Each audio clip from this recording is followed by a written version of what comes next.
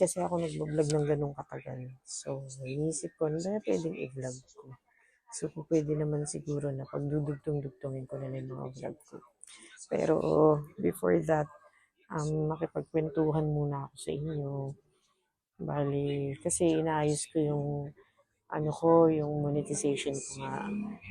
Nagpunta ako sa Metrobank kasi na-hold yung guys. Yung aking sahod, Kimeta, at saka yung ads ko na nag-post. So, kasi meron akong pending na payment, Kimeta, na kailangan ko ayusin. So, ngayon, inayos ko. Ang hirap kontakin ng Union Bank sa phone. So, kinailangan ko magsadya sa office, sa bank, para ayusin. Kasi pag hindi lalabas yung ads ko. And at the same time, naka-hold yung sahod ko sa Meta. Actually, maliit pa naman kasi hindi pa naman marami followers ko. Konti pa lang naman mga followers ko. So guys, follow nyo na ako. Ang aking mga topic is yung mga cooking, house designing, ganyan, kung ano-anong mga food hack, yan, about fashion. By the way, this is my mini studio, office, boutique, all-in-one, sama-sama. Kasi ako'y maraming mga pinagkakaabalahan sa buhay. By the way, ako'y nagmamanage din ng boutique ko. And at the same time, nagmamarket din ako ng aming business ng aming family. Kahit pa paano, ako'y nagmamarket din. Meron na akong ginawang page para dyan. And also yung business din ng mga anak ko, yung Korean blinds. At yung sa Korean blinds, so sa mga interested dyan, baka may mga interested dyan, meron akong mga pamphlets, meron din akong online pamphlets. Ito yun. Yung mga may gustong mag-order ng mga Korean blinds. Ayan. So, PM nyo lang ako. Yan. Yan ang aking mga pinagkakaabalahan sa buhay. Nice. Any interior decor. Pwede rin kayong magpa-decor sa akin ng inyong kabahayan. Kung gusto nyo i-renovate, tutulungan ko rin kayo. And also, ang company naman ng aking father, company ng aming family ay eto. Ito ang aming company profile, EDYC Enterprises. We're into elevator company. We are the exclusive sole distributor of XY Fuji here in the Philippines. And here's my father. Here's my dad. He is the owner of EDYC Enterprises. So, we're into elevator, escalator, parking lift, any mechanical concerns. We're also, passenger elevator, freight elevator, bed elevator, dumbwaiter elevator, wheelchair elevator, yung mga inaano sa akin. Yung mga ginagamit ng mga mayayaman pag sasakay sila ng sasakyan, di ba? Tapos, meron din car elevator, vertical car parking, escalator, moving walk elevator, and many more. So, ayun po ang ng aming company. We're also, kami rin yung nami-maintain ng LRT. Yun. So, ayun. So, a little recap lang about dun sa mga naging vlog ko. Nag-vlog ako a day in my life. And, a day in my life with my little Colette. Shopping kami sa National. Binili ko siya ng chart kasi she's going to school na this coming school year. And she's very willing na pumasok sa school, makipaglaro sa mga classmates, ganyan. So, nakakatuwa naman kasi very, very responsible naman yung baby ko. And marunong na. Marunong siya magbilang. And very smart. So, kahapon naman, kasama ko yung dalawang friend ko na Bekshi. Kasi birthday nung friend ko. Shout out kay Fernando Basco, happy birthday. So, nag-celebrate lang kami ng simple, kumain lang kami, diba? Masaya na kami ng gano'n. Tapos, cooking, yan, isa sa mga i-vlog ko yan sa mga susunod pang mga. Actually, nag-uumpisa pa lang naman ako. So, sana supportahan nyo ang aking channel, cooking, about lifestyle business, and all about mompreneur. So, sa ating mga mami na gustong maging content creator na at the same time ay nagninegosyo. Actually, ako po ay may isang maliit na butik lamang dito sa Tondo, and at the same time, my family is into elevator company. My father runs our company, and also my sister and other siblings. Yan. So, ako po nag-umpisa na rin na mag-market ng aming produkto ng elevator. So, my father is the CEO, the owner of Edwise Enterprises. Ano ba yun? Wala. Upuan. Ito. Upuan ko, sorry naman, ang init. So, ito yun, ang aming company profile. We're into all kinds of elevator, mechanical, all about mechanical. Okay, passenger elevator, freight elevator, bed elevator, wheelchair elevator, observation elevator, car elevator, vertical car elevator, escalator, moving walk, walkalator, ganyan, parking lift, all about mechanical. Okay, so this is the company profile.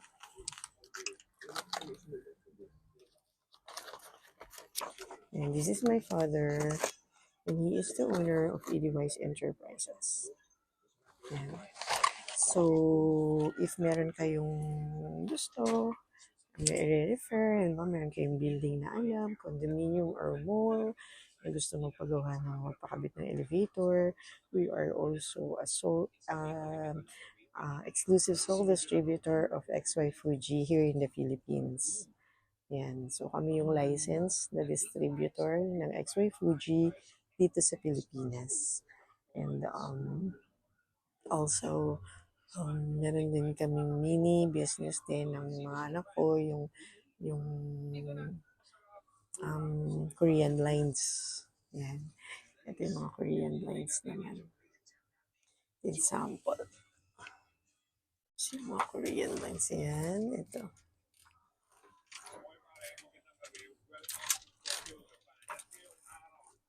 Yan. So, marami yan. If meron namang interested, meron tayong yan. Meron tayong online catalog. So, PM nyo lang ako. Follow nyo yung aking socials like YouTube, TikTok, Instagram, Threads. So, and itong aking Facebook account. Follow nyo po sana. Actually, ang daming nakakamiss ng podcast na ginagawa ko. May mga friends ako, and yung iba nag-message sa akin na kailan ako magpa-podcast. Ang fine time para magkaroon. Pero may mga inaayos lang tayo. Actually, na-busy kasi ako kasi na-hold yung sahod ko kay Meta. On hold siya kasi nagkaroon ako ng issue sa bank. Na-block pala yung ATM ko kasi hindi ko ginagamit. Kasi ang transaction ko kasi sa Union Bank is puro online na lang. Nagta-transfer ako through online, GCash lang, ganyan. Tamad kasi akong pumila para mag-withdraw. Lalo na pag sa ATM, ang daming pila, hindi na ako magtsatsagang pumila. So, hindi ko nagagamit yung ATM ko for almost a year na yata. So, na-block. So, pero yung online ko naman is gumagana. Kaya pala hindi ko nababayaran yung unpaid ko. Yung ginamit ko siya noon wala pa ako masyadong followers noon. Wala pa yata akong 1,000 followers noong time na yun. Ginamit ko siya for boosting. Umabot ng 1,200. So, binabayaran ko yun through online. Hindi ko mabayaran kasi pala nagka-problema. So, hindi ko naman ma-reach. Tawag ako ng tawag sa Union Bank. Shout out. Improve nyo naman sana yung inyong inyong service pagdating dun sa online. Hindi kayo makontak. Ang hirap, lalo na kung malayo. Ang pinakamalapit na branch lang ng Union Bank dito is doon sa Pahu yata. And then dito sa may Tutuban. I'm sorry, din sa may San Lazaro. So, ang layo nun. Need ko pang mag-trike para pumunta. So, ngayon okay na. Naayos ko na. Yung ads ko lumalabas na ulit. Kasi na-hold yung ads ko. Which is, sayang kasi ang dami kong vlog lately, di ba? So, na-hold yata yung aking ads. And then ngayon, ongoing na yata. And then yung ano ko is pumapasok na ulit. Kasi na-hold siya talaga. So, sayang naman yung effort, di ba? Ito naman ni, as a mom, gusto ko lang i-share sa inyo. Gusto ko lang magbigay ng inspiration about sa pagiging mommy, entrepreneur. Diba? Tayo mga mom is we're born to be a multitasker. Kumbaga, napaka-multitasker natin eh. Ang dami natin ginagawa. Nag-generate tayo ng income and at the same time, nagiging mommy tayo, a wife, di ba? Pero always make sure mga mommy na kahit gano'n tayo ka-busy, huwag tayo mawawala ng time for ourselves. Lagi pa rin tayong magkaroon ng time para sa sarili. Okay? If tingin mo is nabuboring ka na sa hair mo, magpa-hairdo ka, mag-ayos ka ng iyong sarili, kahit nasa bahay lang, di ba? Ayan, kagaya ko, I'm into fashion, kasi may fashion boutique ako, yung mga trend ngayon, yan, ng blazer, mga skirt, ganyan. So, yung mga dress din ako. So, ayun yung aking passion naman. Actually, ang business naman is more on, syempre, kailangan gusto mo yung ginagawa mo. Kasi dalawang ano lang naman yan eh. Nag-work ka is to generate income and at the same time is mahal mo yung ginagawa mo. And meron din naman na hindi ganun kahalaga sa'yo yung income pero masaya ka na ayan, meron kang ganyan, may store kang ganyan. Kapag nagka-time ka, ayun, mag-market ka. May iba ako na pinagkakaabalahang business. Ito naman ay parang libangan ko na din. At the same time is, pag may time talagang gusto ko rin naman tutukan din. Kaya lang talagang sobrang busy pa ngayon. Maraming inaasikaso. And mag-open din kami ng isang bagong maliit na business lang naman. Pero for now, hindi ko muna a-announce yun. I-vlog ko muna yung mga step by step kung paano namin binuo yun. Pero ngayon, secret muna. Mas maganda kasi alam nyo na ang mga bagay-bagay sinisikreto muna natin. Hindi muna natin pinagsasabi kahit kanino. Alam nyo na. Di ba? So, yun lang naman guys. I have a friend meron siyang sinabi. Sabi niya sa akin, Mare, pwede mo bang itapik yung about insecure? Insecure, alam niyo actually, hindi naman nawawala sa buhay yun. Yung insecurity ng, we're lucky na hindi tayo nakakaramdam ng ganun. Ang insecurity naman is nakaka-feel ka lang yan kapag meron kang hindi ka satisfied or content sa iyong buhay, alam nyo, yung pagiging kontento natin sa ating buhay mahalaga. Diba? Like what I am always saying, yung sinabi ko nga nung nakaraan, nung nag-vlog din ako, na we should always be content sa buhay at bagay na kung anong meron tayo. But I am not saying na kung makukontento ka ngayon is hihinto ka na. Of course, hindi naman magkaiba kasi yung content yung contentment na tinatawag sa bagay na meron ka at doon sa pinapangarap mo. Okay? So, syempre, pag ikaw meron kang bagay na pinapangarap sa buhay mo, pipilitin mong abutin yun, i-achieve. Yun yung tinatawag na goal. Set your goal and go for it. 'Di ba? But when you say naman na kontento ka ba sa buhay at bagay na meron ka, of course, you should be content. Kasi wala ka namang magagawa. Ba't istresin mo sarili mo for the things that you cannot control? Kung ano yung meron ka, bagay, enjoy mo na lang yun. Pero of course, kung may mga pangarap kang bagay na gusto mo magkaroon ka, work for it. Di ba? Ganun lang naman. Kasi pag hindi ka nakontento sa bagay at buhay na meron ka ngayon, automatic yun, maiinggit ka talaga. So, kung feeling mo is medyo inggitera ka, mama, stop looking or searching dun sa mga tao na tingin mo na nahihigitan ka.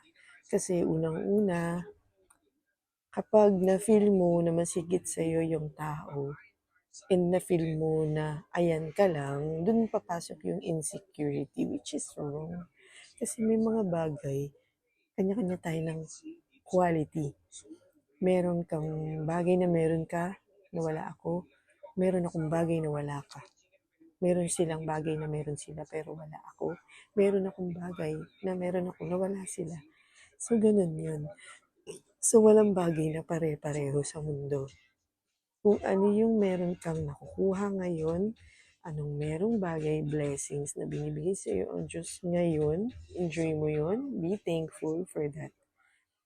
But I'm not saying na kung mo ganun, meron ka, yung kung ano, nakukulangan ka, mangarap ka. Set your goal and go for it. Alam niyo, sabi nga, di ba? Hindi mo masamang mangarap. Ang masama, kapag hindi mo tinupad yung pangarap mo. So, hindi naman masamang mangarap. Mangarap ka ng mas mataas. Diba? Someday, mangarap ka na magkaroon ka ng gawin mong goal na magkaroon ka ng magandang makapag-travel or magkaroon ka ng someday ng sasakyan for maging komportable yung pamumuhay ng pamilya mo. Ako kasi, talagang kaya hindi ako marunong mainggit sa buhay ng iba. Kasi unang-una, ang daming meron ako na wala sila. Unang-una na yung pagkakaroon ng isang tahimik at masayang pamilya. Ang isang mabuting pamilya na kagaya ng parents ko at mga pamilya kami na wala namang perfect na family. Ang mahalaga, nagtutulungan kayo, nagkakaintindihan kayo, may concern kayo sa isa't isa, masaya kayo sa isa't isa. Yun lang. At yung buhay na meron ka, maging kontento ka lang dun kasi hindi mo naman control. Ang mahalaga, huwag kang huminto to strive your goal. You can keep on striving. Yun lang yun. Kung feeling mo na iinggit ka, tigil-tigilan mo yung pagtingin sa buhay ng iba sa social media. Kasi nakaka-toxic talaga yun. So, ayun na nga. Kasi alam nyo, kapag feeling mo is nakabantay ka sa buhay ng iba, ng ganap niya sa buhay, kapag masaya siya, mainggit ka. Kung nag-travel siya, mainggit ka. Di ba? Enjoy mo kung anong buhay yung meron ka. Yun lang. Kasi maraming quality naman. Ikaw, maraming blessings naman. Ikaw na wala rin kami. Yun lang pagising mo sa umaga, araw-araw blessings na ni Lord yun. Diba? Yun lang pagiging healthy mo, blessings na ni Lord. Yun yung pagkakaroon mo lang ng pamilya, blessings na yun. So, ang pinaka the best na gawin mo is i-treasure mo kung ano yung meron ka. And then, keep on striving for the best. Okay? Lagi kang mag-reach dun sa best. Don't settle for less. Kung ano yung tingin mo na best for yourself, yun yung achieve mo. Wala namang ibang makakapagpa-kontento sa sarili mo kundi ikaw. Pero pag ang lagi mong inisip, compare yourself to other, asahan mo, mafe-feel mo na nadadaig ka, mafe-feel mo na siya blessings, ba't ikaw hindi? No, di ba? Mali yun. Kasi, yun lang paghinga mo araw-araw, blessings na eh. Ang dami nga dyan nag-aagaw buhay, ang dami nga dyan may sakit. Yep. So, huwag tayong ganun. Yung paghahangad lang natin ng masama sa kapwa at yung pag-iisip natin ng hindi maganda sa kapwa natin, yan lang. Very no-no na yan. Hindi tayo lalapitan ng blessings pag ganyan tayo mag-isip. Pag ang thinking natin is hindi nakakabuti. Pag ang thinking natin is nakakasira ng kapwa, hindi lalapit ang biyaya ng Diyos sa atin. Dapat, hayaan lang natin. Let them be. Focus ka sa sarili mo. Yun lang. Okay? May friend din ako, tanong sa akin, parang ganun din. Sabi niya, bakit daw ba ako madaling maka-move on dun sa isang bagay. Hindi lang sa love. Anything na about sa bagay na halimbawa pangyayari sa buhay ko. Example, sa isang competition, lumaban ka, hindi ka nanalo. Diba? Alam mo kasi, simple lang yan eh. You'll never know how far you can go. Hindi mo susubukan. So why not to try? There's no harm in trying, kumbaga. Subukan mo ng sumubok. Walang masamang sumubok. Paano kung maipanalo mo? Diba? So, winner. And if not, ayos lang. Always think of a good side. Diba? Isipin mo na, baka kaya hindi binigay kasi may mas higit na plano ang Diyos para sa'yo. So, ayun, for me, para sa akin, ganun yung nangyayari.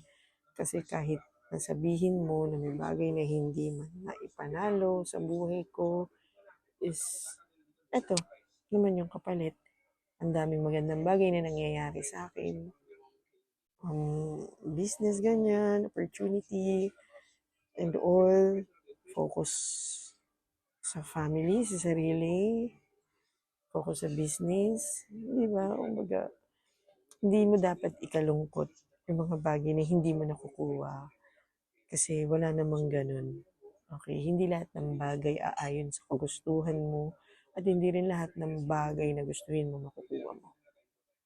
Kung nakukuha mo man ng isang bagay, nagkakataon na ipapanalo mo pa ng paulit-ulit, pero inaabuso mo naman yung bagay na yun. Asahan mo one day, tell me if I'm wrong, one day you'll realize na pinapadama ka lang. Di ba? Binibigay lang sa'yo yun. Pero kailangan matuto ka. Kung ano yung mga mali mo, itama mo na. Kasi pag hindi mo tinama yun, one day, magugulat ka na lang paggising mo. Lahat ng meron ka, pahiram lang ng Diyos. Okay, so kaya, ang pinaka-the best na mangyari, ang gawin natin, is maging masaya na lang kung ano yung ibinibigay ng Diyos at pinagkakalob ng Diyos sa atin. Enjoy na lang natin yun. So, bakit madali kang makamove on? It's because siguro kaya madali na natatanggap ko yung mga bagay-bagay na nangyayari. Hindi ko masabi na negative yung pagkatalo. Hindi eh. Kasi kaya ka natalo, it's because may reason.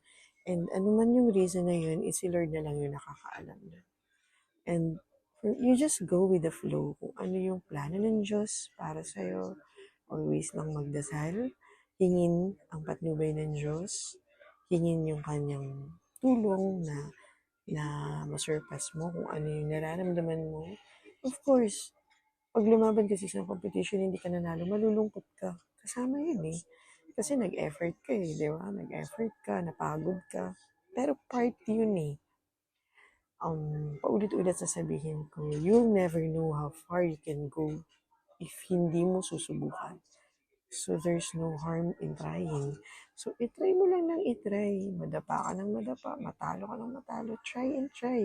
Lahat naman ng bagay na kukuha muna sa magsisimula ka sa wala kang alam, and then sooner or later, pag andun ka na, matututo ka.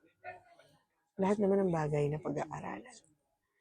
Ngayon, madali ka makamove on, lagi mo lang iisipin na kapag hindi ibinigay sa'yo, hindi para sa'yo, may mas magandang plano para sa'yo. Kasi lahat naman, sabi nga ng dad ko, my dad is a good mentor actually. Lagi niyang sinasabi, even ang paglagas ng dahon sa puno ay nasa plano ng Diyos. Even ang hibla ng ating mga buhok ay kabisado yan ng Diyos.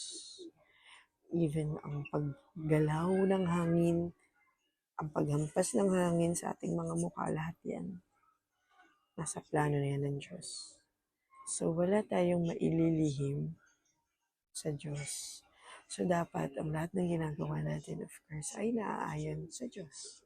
Yun naman eh. If you want to be blessed, diba? Dapat kung ano makapagpasaya sa Kanya, magpakitang gilas tayo kay Lord, hindi sa ibang tao. Kasi ang ibang tao, hahangayan sa'yo kapag meron siyang napapala sa'yo. Pero pag dumating yung point na may mas magandang oportunidad dyan, kakalimutan ka niyan sa isang iglap. Masisilaw yan sa mga bagay na mas. Okay, kaya nga uso yung budol-budol eh. Kasi yung mga nabubudol, yun yung mga tao na naniniwala sa pangako na mas maganda. Di ba? Yun lang naman.